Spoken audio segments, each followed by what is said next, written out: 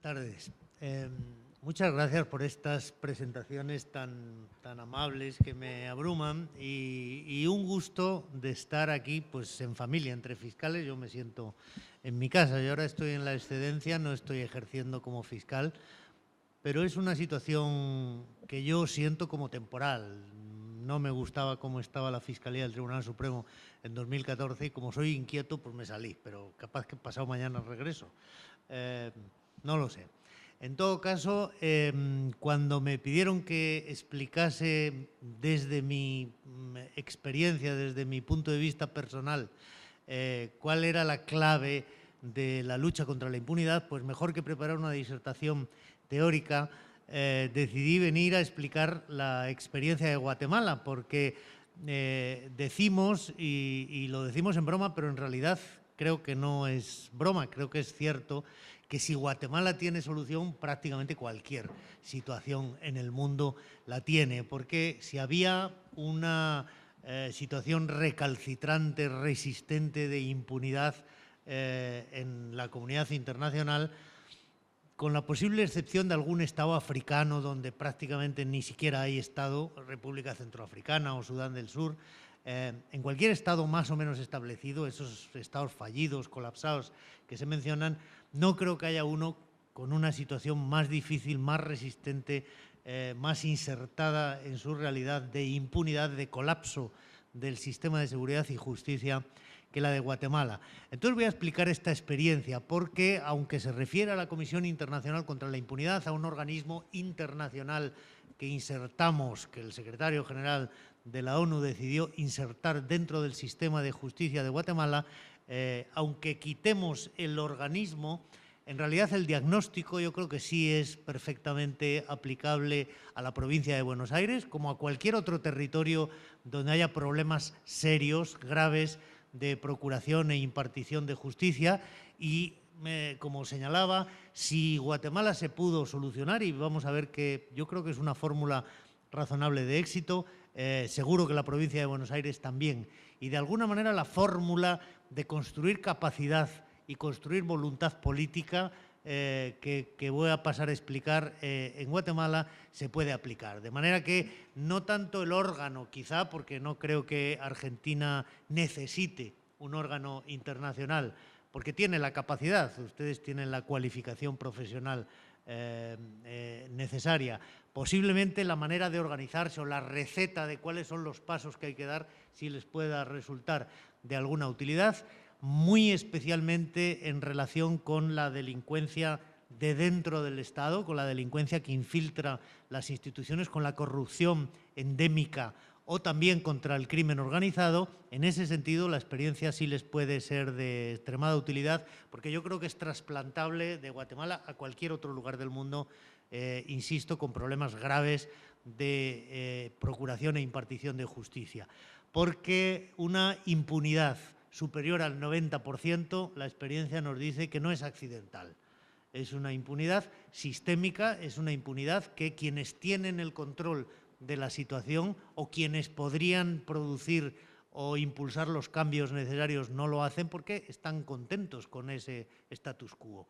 Es un status quo donde ellos tienen su manera de procurarse justicia para defender sus intereses y no tienen el menor interés en que haya una seguridad y justicia funcional, eficiente, independiente, que les pueda a ellos llamar también a capítulo, a rendición de cuentas en un momento dado. De manera que empezaremos por ahí. No sé si tenemos… Sí, a ver. ¿Y yo podría ver la pantalla? Si me lo gira un poquito para saber lo que estoy poniendo aquí a los compañeros. Perfecto, vamos a ver. Muy bien. Bueno, entonces vamos a explicar un poco el ejemplo de Guatemala. Yo quiero hacerlo relativamente rápido. ¿Tenemos hasta las 5? Bueno, pues si no me lío mucho, como Fidel Castro, explicarlo con tiempo para que después podamos conversarlo.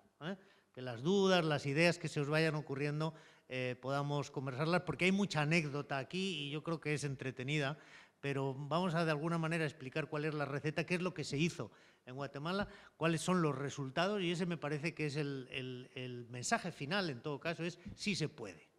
O sea que no hay que desanimarse, aunque A mí me abruman estas cifras. Por ejemplo, decía la compañera de Colombia, no, es que aquí en Colombia en el proceso de paz tenemos 8.600.000 víctimas. Digo, ay, por Dios. O ahora mismo la otra compañera de la educación en la provincia de Buenos Aires dice, no, yo tengo 4.600.000 niños que proteger. Digo, pues son dimensiones pues que se escapan casi a la comprensión. Bueno, pues incluso en situaciones muy difíciles, en Guatemala teníamos 14 millones de almas en una situación complicadísima y hemos sido capaces de obtener resultados que son tangibles, que son indicadores que se pueden medir y que de alguna manera dicen si usted hace esto, los resultados van a llegar. Van a tardar un poquito, pero van a llegar. Bien, entonces empezaremos con eso. Estamos hablando de la Comisión Internacional contra la Impunidad en Guatemala. Como veis por los escudos, es un híbrido creado por Guatemala, porque Guatemala se lo pidió al secretario general, y por la Organización de las Naciones Unidas.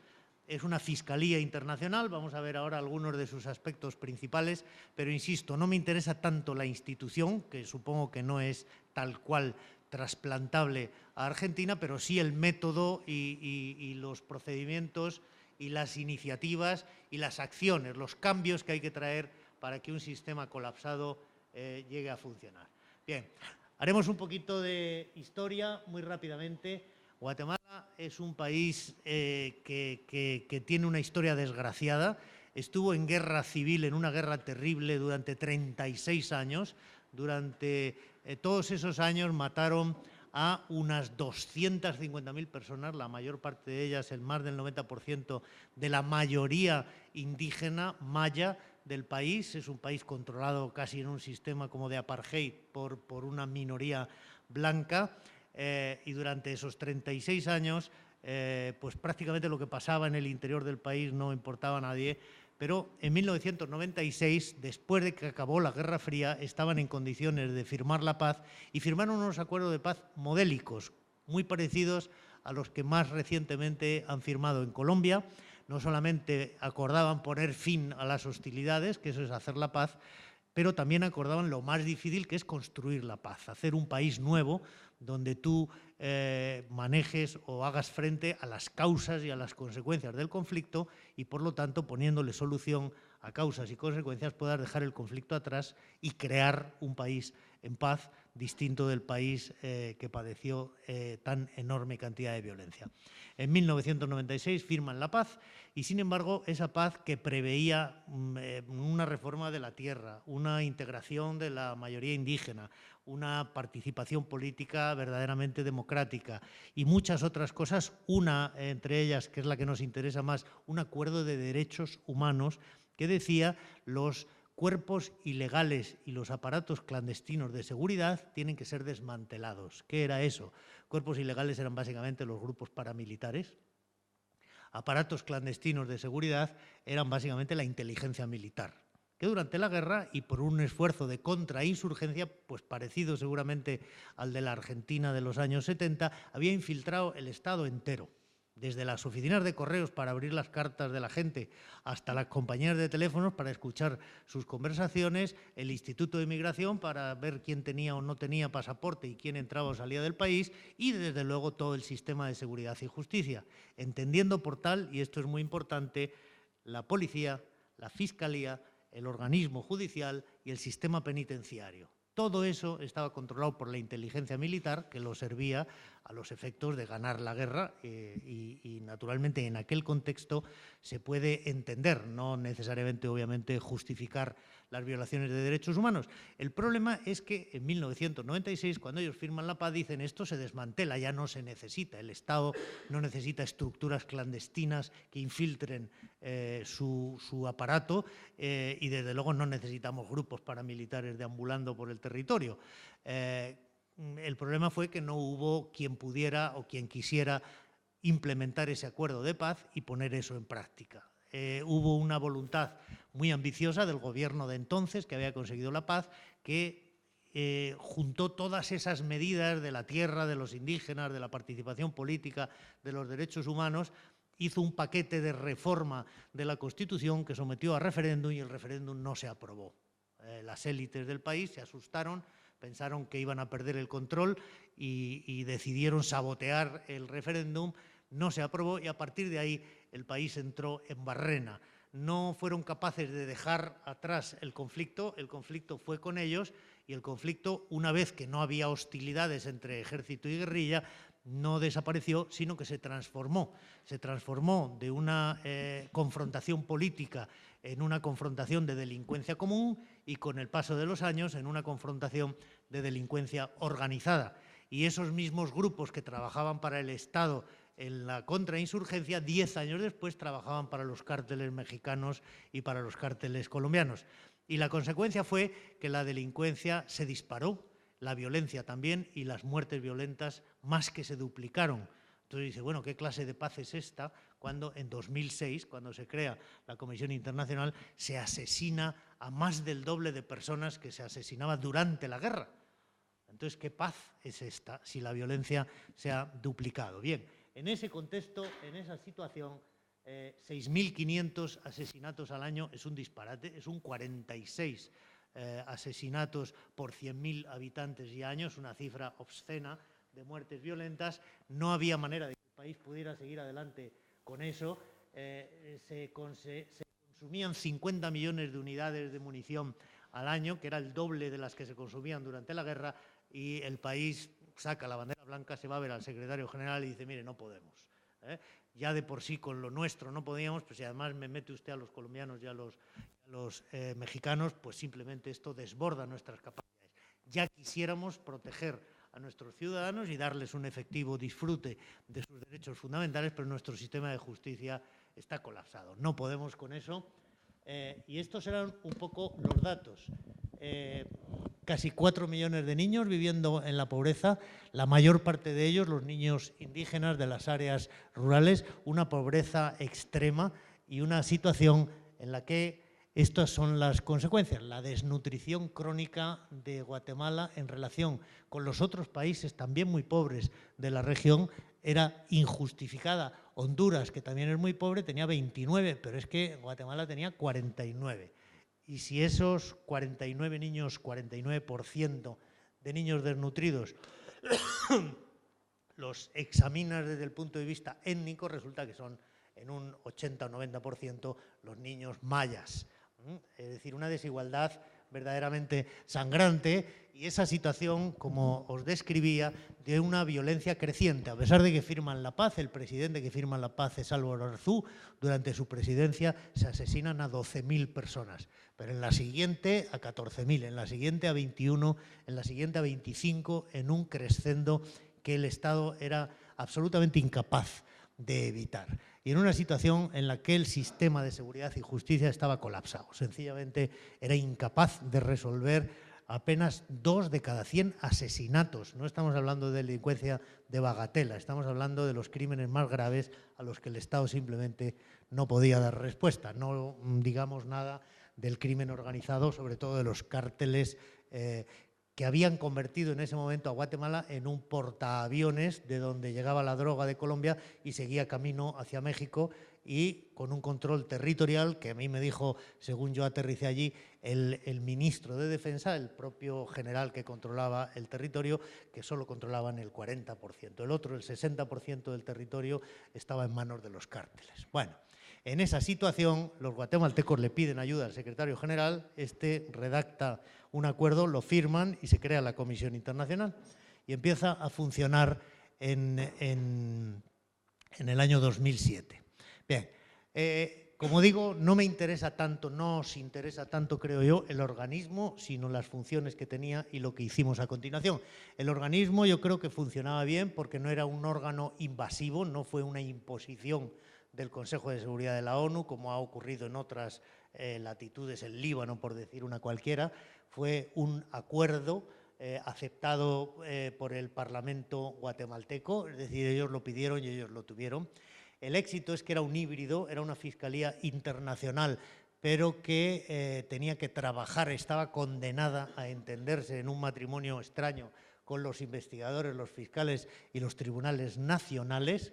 Estaba desplegado en el territorio. Muchas veces se critica la poca eficacia de la Corte Penal Internacional y yo creo que es porque no se puede arreglar África desde La Haya. Tienes que estar a pie de obra donde está el problema, trabajar con los locales, y es la única manera de que eso funcione. Teníamos funciones de fortalecimiento institucional y de persecución penal, lo cual nos obligó, porque no teníamos, a crear una contraparte, pero eso produce sostenibilidad, porque dejas algo cuando te vas, si has creado la capacidad en los propios locales, y era una responsabilidad compartida. La comunidad internacional ponía el dinero y ponía los especialistas que íbamos allí a ayudar a los guatemaltecos, pero para Guatemala la decisión final era siempre sus propios tribunales. No había una apelación a un tribunal internacional, no había una atribución de competencia a la Corte Penal.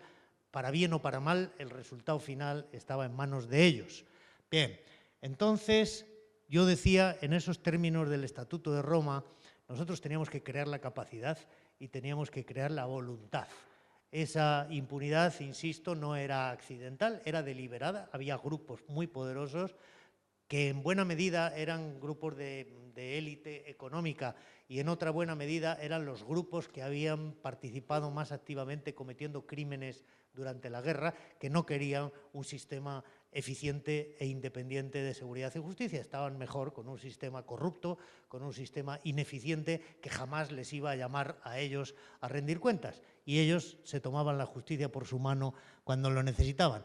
De manera que cuando empezamos a pedir policías guatemaltecos, fiscales guatemaltecos, jueces guatemaltecos para hacer equipo con ellos, nos encontramos que no había, que no podíamos encontrar, que era muy difícil encontrar funcionarios públicos honestos que estuvieran dispuestos a hacer la tarea por dos razones. No que no los hubiera, luego encontramos que sí los había, pero primero porque las instituciones estaban controladas por los malos, para que nos entendamos, y los que nos mandaban sistemáticamente eran malos. Y segundo, porque los buenos que estaban dentro de las instituciones estaban rodeados de un ambiente tan hostil que no eran capaces de hacer su trabajo, sencillamente porque no tenían ni las herramientas ni las condiciones. Si les creábamos, y así fue, las condiciones y les dábamos las herramientas, sí, porque es su país. Ellos querían un país decente donde criar a sus hijos, eran los primeros interesados, pero eso llevó un tiempo. De manera que el primer desafío era crear una capacidad que no había, crear una contraparte que no teníamos. Teníamos que encontrar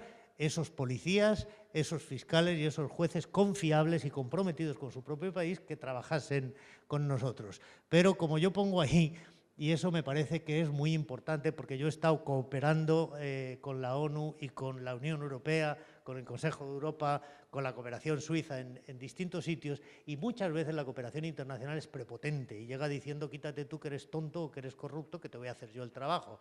Y eso no funciona. Tienes que ser humilde, tienes que acercarte, tienes que buscar, procurar identificar la gente decente que hay en todas partes y decirle ¿cómo te ayudo? ¿Qué necesitas? ¿Qué te está faltando? ¿Cómo puedo yo suplir tu falta de capacidad con las herramientas legales, con las herramientas técnicas o removiéndote los obstáculos que te amenazan y que no te dejan hacer tu trabajo? Bien, entonces hay que identificar sus necesidades, hay que llenar esos vacíos, hay que entrenar a las contrapartes y hay que traerles las herramientas y las mejores prácticas. La gente decente en Guatemala no eran capaces de combatir el crimen, no porque estuvieran coludidos, sino porque les faltaba lo más elemental que en nuestros países es habitual, es rutinario. Pero ellos, por ejemplo, no podían escuchar el teléfono. Y en Guatemala prometo que todo el mundo pincha el teléfono de todo el mundo. Por supuesto, ilegalmente, todo el tiempo. Los únicos que no podían hacerlo eran los que legalmente estaban facultados para hacerlo, que eran los fiscales, porque no tenían los equipos, y no tenían los policías, y no tenían el entrenamiento ni la capacidad técnica de hacer ese trabajo. Bueno, pues les llevamos las escuchas telefónicas. Protección de testigos, les mataban todos los testigos. Cuando por casualidad encontraban un testigo que fuese capaz de declarar contra un grupo del crimen organizado, lo más que podían hacer era mandarle a un hotel de mala muerte de la zona 1 en el centro de la ciudad, de los bajos fondos, donde a la semana, antes de una semana, lo habían matado porque lo localizaban inmediatamente. Le daban un dinerito para que se fuera a un hotel barato y allí le buscaban los malos y le ejecutaban. Hubo que crearles un programa de protección de testigos.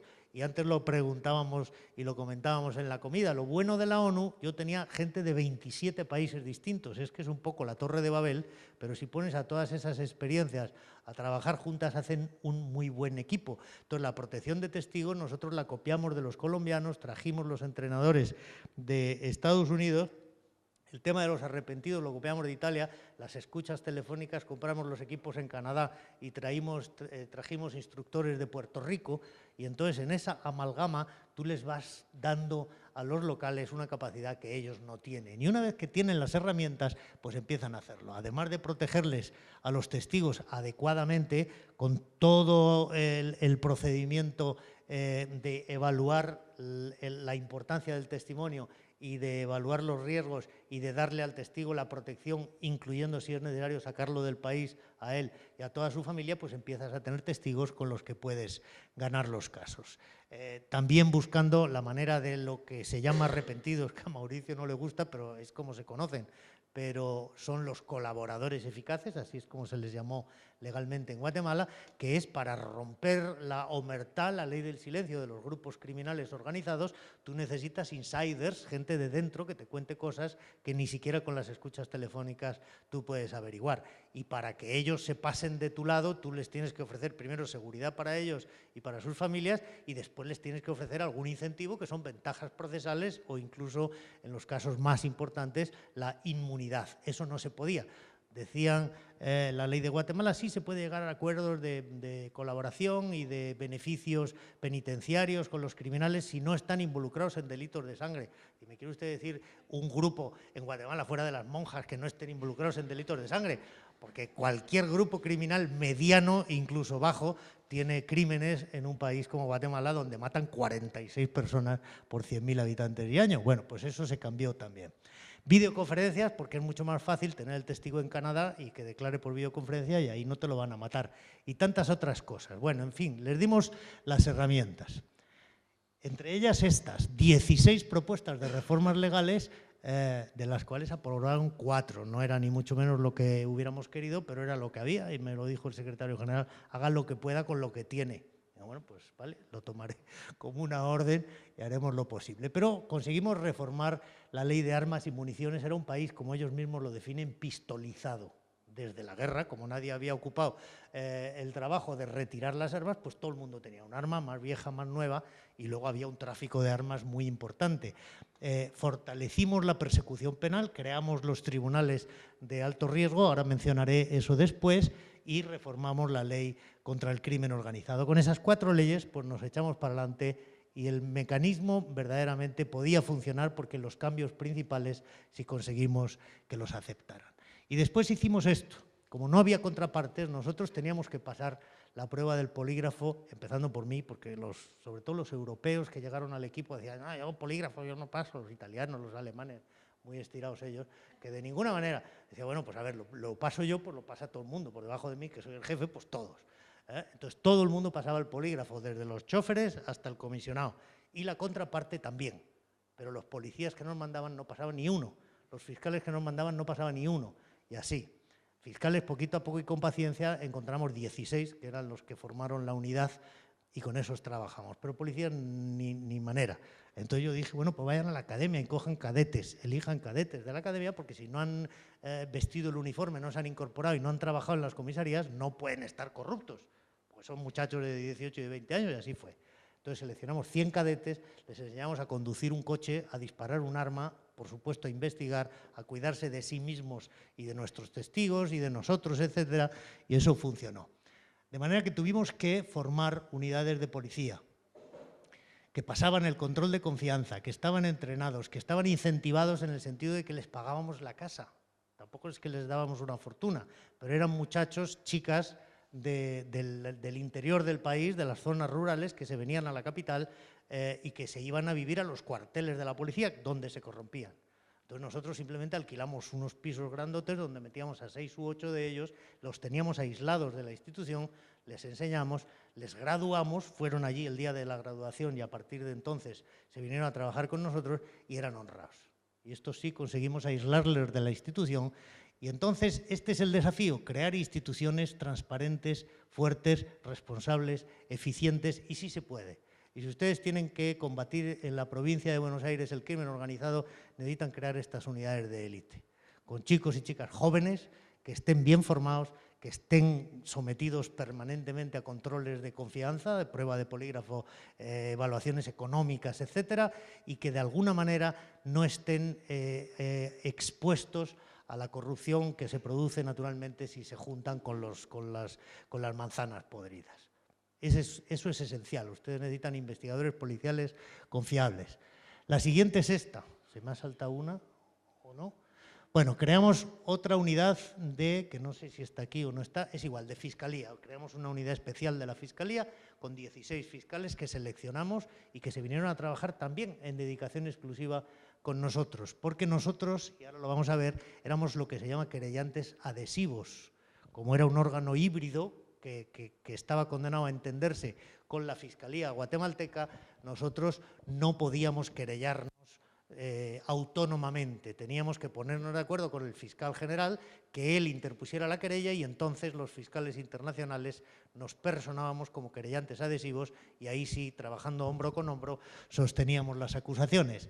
Pero como tampoco había una contraparte confiable en el lado de los jueces, pero los jueces son independientes y esto era más complicado, entonces les convencimos de crear los tribunales de máximo riesgo, de mayor riesgo. Eso significa que en Guatemala, lo hablamos esta mañana con el asunto del hipergarantismo, en Guatemala todavía está vigente la regla que prohíbe hacer entradas y registros desde las 6 de la tarde hasta las 6 de la mañana, como si fuéramos lores británicos, es decir, perdóneme, ya no le voy a molestar, mañana a primera hora regreso. Pues no. Bueno, pero eso está así, pues con eso teníamos que hacer el trabajo.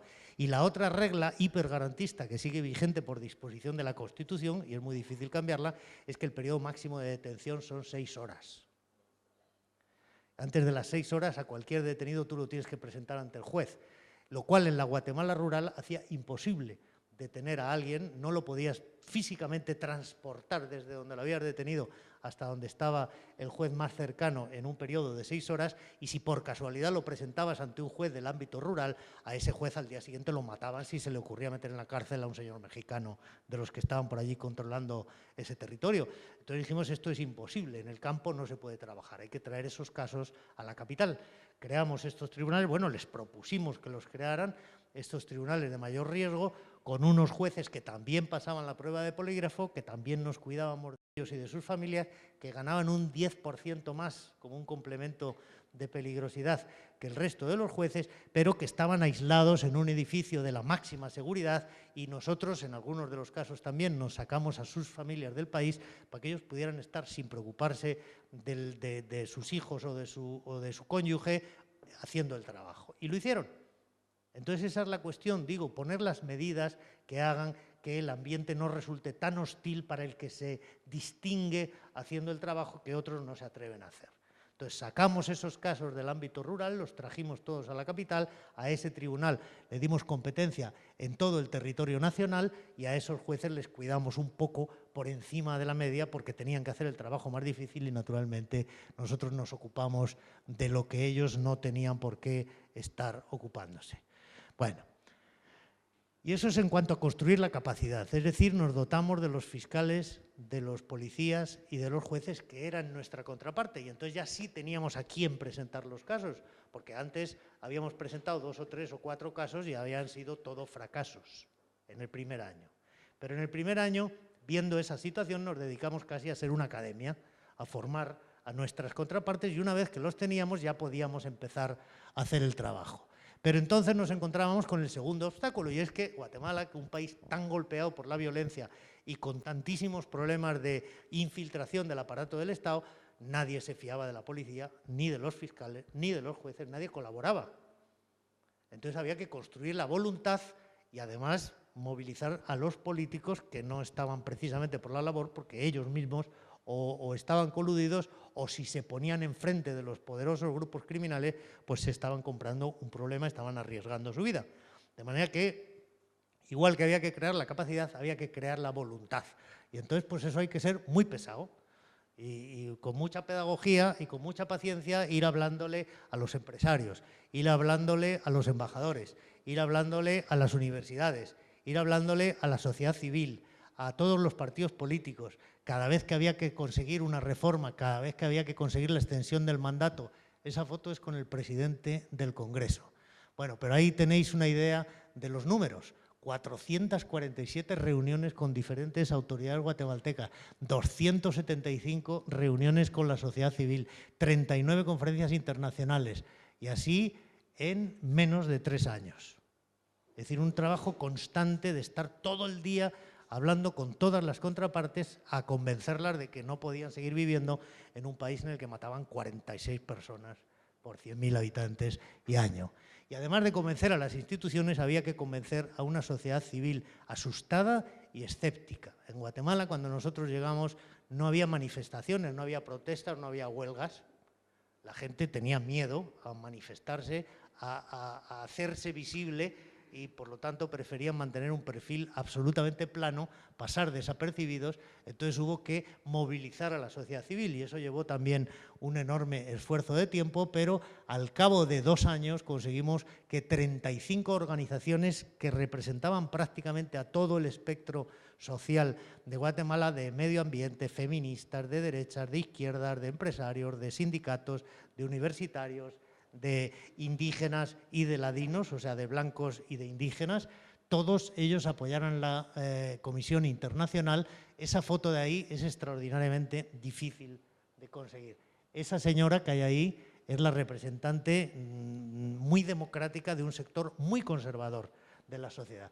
Y ese otro señor que se está sentado al lado de ella es un líder indígena. Esas 2 personas sentadas juntas, participando públicamente en un evento, era una imagen inédita en Guatemala, porque eran como el agua y el aceite, nunca se habían mezclado, pero ahí se juntaron.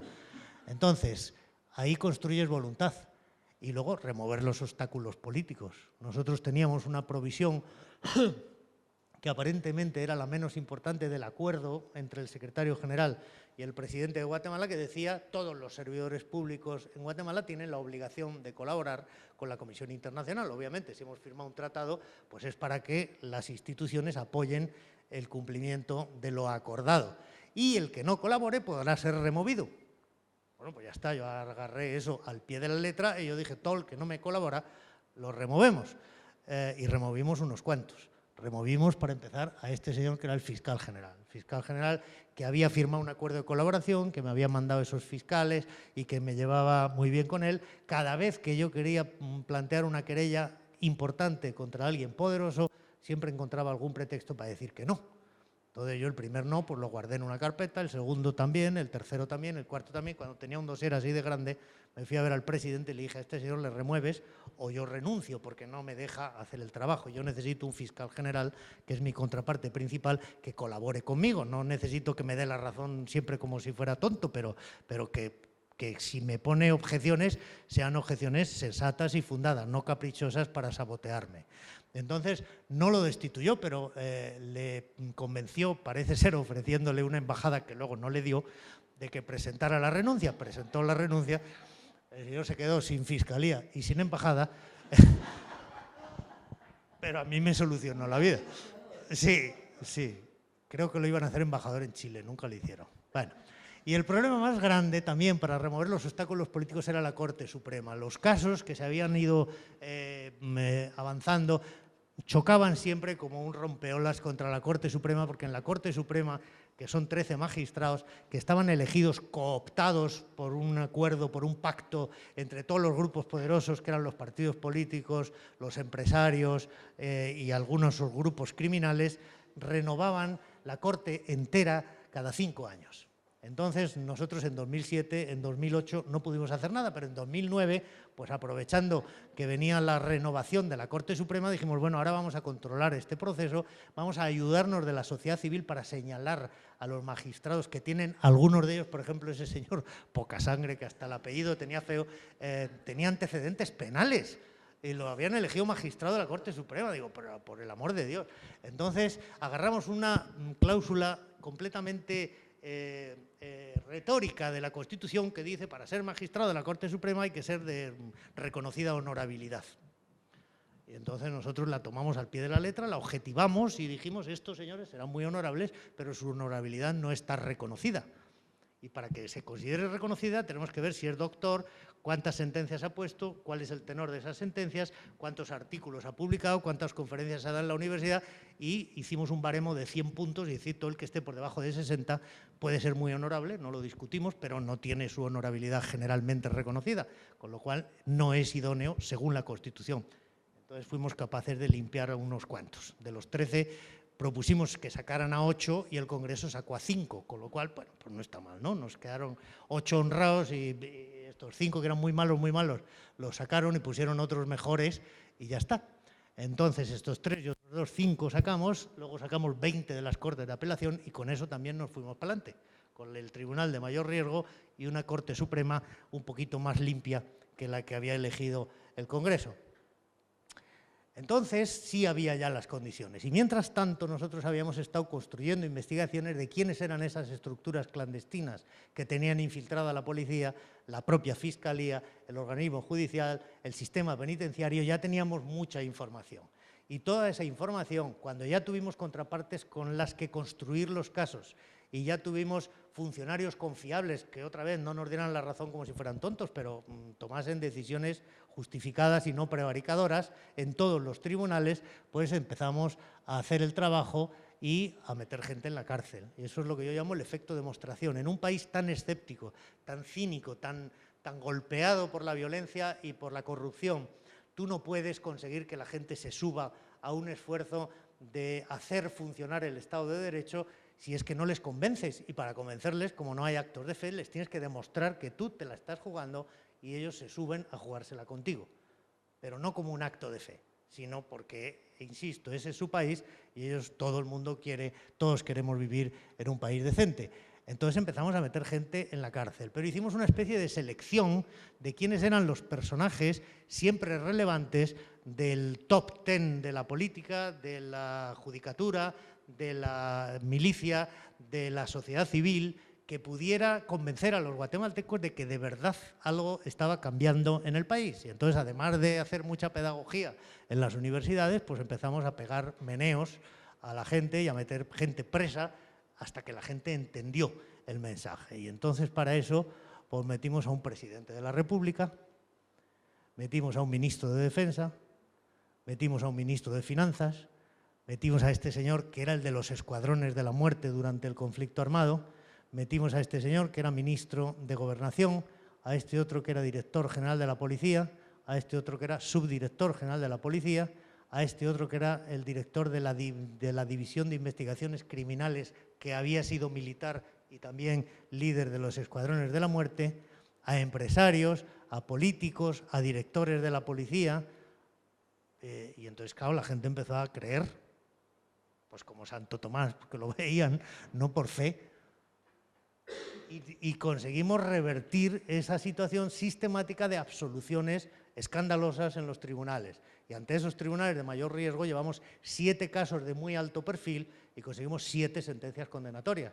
Los líderes del cártel de los Zetas mexicanos en Guatemala fueron condenados a 300 años de cárcel. Y claro, sí, la gente empezó a decir, ostras, pues sí parece que van en serio.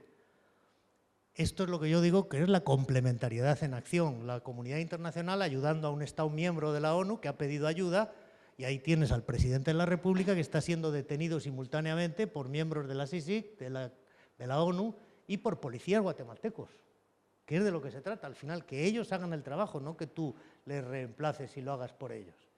Pero claro, los casos tenían que ser suficientemente importantes como para conseguir este efecto demostración. Miren, no es que se lo estoy diciendo, es que se lo voy a demostrar.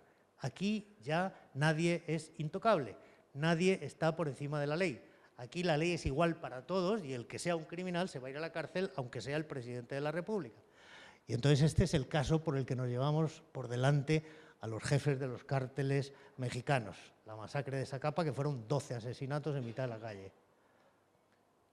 A ver, este es el arresto del presidente de la República en el momento en el que estaba a punto de escaparse hacia Belice, en la playa, delante de la barca en la que se iba a montar y cruzar a 3 millas náuticas para escaparse del país por 4ª vez consecutiva. Lo agarramos in extremis, pero lo detuvo un policía guatemalteco. Y esa imagen es la que hizo que la gente que insultaba, que escupía, que despreciaba a los policías y a los fiscales en Guatemala, les empezase a aplaudir por la calle. Y eso naturalmente les dio a ellos un orgullo que ellos no sabían ni lo que era, no lo habían sentido nunca, porque siempre habían sido considerados, ese era el lugar común, los policías y los fiscales o son tontos o son corruptos, porque si fueran listos y fueran honrados, estarían trabajando para el sector privado. Ese era el entendimiento común en Guatemala. Pues miren, no, se puede ser honrado y se puede ser inteligente y a pesar de eso ser un servidor público, no es incompatible, no está prohibido. Y esta es de alguna manera la imagen que demuestra el final de la impunidad en Guatemala. El general Enrique Ríos Sosa, al que metimos en la cárcel por corrupción, porque había malversado los fondos de las Fuerzas Armadas, de las que él era integrante, era el hijo del general Efraín Ríos Montt. Pero claro, ver al hijo del dictador militar él mismo, así, en esa imagen que a todos nos evoca la detención de un delincuente, siendo fichado por la policía, es lo que al país le hizo finalmente abrir los ojos y decir, bueno, esto ha cambiado de verdad. Ahora ya sí se volteó. Y entonces el miedo cambió de bando. Y entonces la gente empezó, como la justicia es muy adictiva, a pedir más. Tú les das un poquito y se hacen como los toxicómanos y quieren más, no quieren menos. Y entonces, claro, se acordaron que el presidente Portillo, que ya para ese entonces estaba en la cárcel, había sido el presidente títere del dictador, que había matado muchísima gente durante la guerra, Efraín Ríos Montt, porque cuando volvió la democracia, Ríos Montt no podía postularse para presidente porque estaba inhabilitado por haber sido golpista. Entonces puso de títere a Efraín Ríos Montt, puso a Portillo. Y claro, la gente empezó a decir, bueno, pues si Portillo ha ido a la cárcel, ¿por qué no Ríos Montt, que ha matado mucho más? Pues también podrá ir, ¿verdad? Portillo se había negado a ser juzgado, consiguió con sus estructuras clandestinas ser juzgado y absuelto en Guatemala, pero nosotros teníamos un plan B, que tontos no éramos, y como le habíamos procesado en Guatemala y suponíamos que en Guatemala él iba a conseguir que lo absolvieran, pues lo habíamos procesado al mismo tiempo en Francia, en Suiza, en Luxemburgo y en Estados Unidos. Por delitos económicos, por lavado de dinero, por corrupción. Cuando le absolvieron en Guatemala, le extraditamos a Estados Unidos y en Estados Unidos ahí sí, como no podía comprar al tribunal, se conformó con una pena de 5 años y los cumplió en una cárcel en Nueva York. Claro, cuando las víctimas del genocidio que se había producido en los años 70 y 80 vieron a Portillo preso, dijeron, ¿por qué no Ríos Montt? Entonces vinieron y denunciaron, y ahí veréis un poco por qué yo hablaba antes de la segregación. Esas mujeres que denunciaron que habían sido violadas durante el conflicto armado están utilizando audífonos porque no hablan español. Después de 500 años nadie se ha molestado en enseñarles el idioma oficial o en hacer oficial el idioma que hablan ellas, que son 23 lenguas indígenas, pero vinieron y de todas maneras lo denunciaron. Y el señor tenía que utilizar cascos también porque él tampoco entendía a las mujeres que le estaban denunciando. Pero en fin, finalmente Ríos Montt fue condenado por delito de genocidio a 80 años de prisión. Y lo que yo decía de que la justicia es adictiva, la gente había perdido el miedo, la gente reclamaba justicia y el siguiente caso de corrupción que se produjo del siguiente presidente dijeron, pues esto es inaceptable, ese señor tiene que dimitir y además si es verdad que es culpable, pues tiene que ir a la cárcel.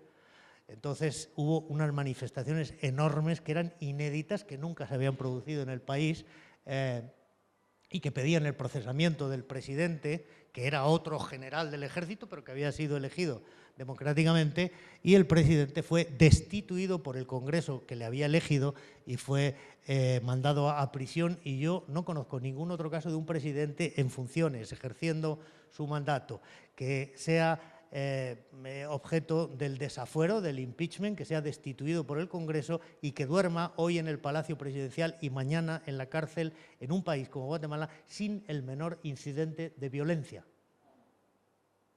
Y se fue a la cárcel y ahí está. Y este es el resumen que a mí me parece que es la lección de cómo se combate la impunidad y del mensaje que yo quería transmitiros de que sí se puede. Estos son los índices de violencia que tenía el país en el año 2000, cuando fracasó el referéndum para la reforma constitucional. 26 homicidios por 100.000 habitantes y año. Al fracasar el referéndum constitucional, la violencia aumentó y en este momento es donde se crea la Comisión Internacional Se había subido hasta 46 asesinatos por 100.000 habitantes y años. Durante los 2 primeros años de la comisión, la violencia siguió aumentando, entre 2007 y 2008, pero a partir de 2009, cuando se produjo ese efecto demostración, los tribunales empezaron a funcionar y ya funcionaban autónomamente, y no solo en los casos en los que la Comisión Internacional estaba presente. La Fiscalía agarró vuelo y empezó a armar sus acusaciones mejor que lo había hecho hasta aquel momento. La policía empezó a desarrollar investigaciones más profesionales, con prueba de cargo más sólida.